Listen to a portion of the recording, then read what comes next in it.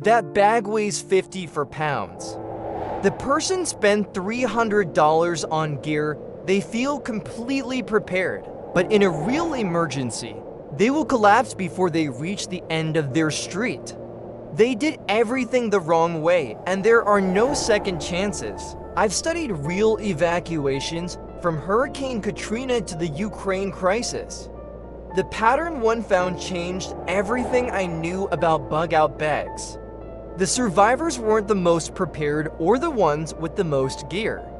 They were the ones carrying the least weight who started moving first. In 10 minutes, I'll show you what that means for your bag and your family. You'll learn why the standard checklist actually becomes your enemy. What is a bug-out bag for?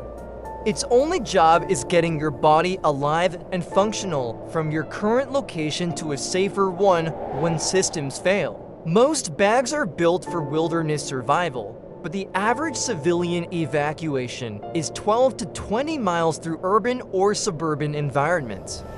You don't need a hatchet or fishing kits in a city. Every pound of useless gear shortens the distance your legs can carry you towards safety. Mistake 1, packing for the wilderness. Mistake 2, too much food, not enough water. Mistake 3, carrying duplicates like 3 knives or 4 flashlights. Mistake 4 is having no communication plan. Mistake 5 is never wearing the bag until the actual emergency begins. These are all fixable. Weight isn't just a comfort issue, it's a physiological variable. Your load should not exceed 20 to 25% of your body weight. Physical load affects cognitive function. Above 30%, your decision-making degrades. You become slower and miss details when you need them most. Go get your bag and weigh it.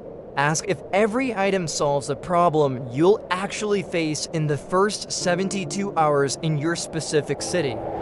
Water is where most bags fail. Standard advice says carry 2 liters, but that's for resting.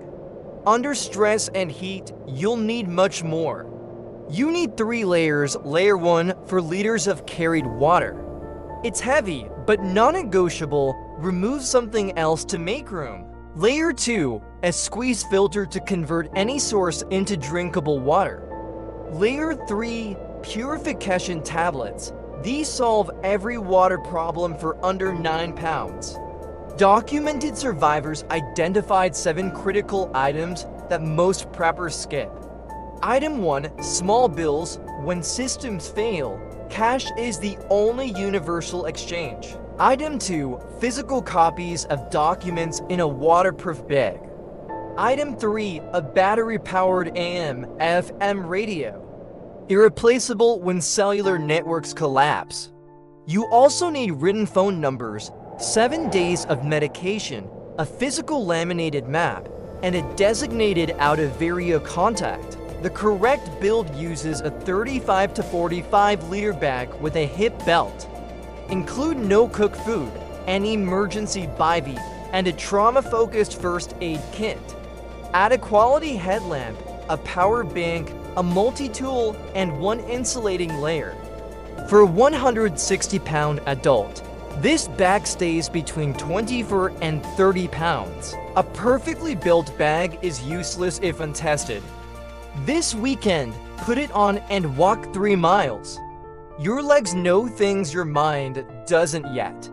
That walk will show you which straps need adjustment and what gear is dead weight.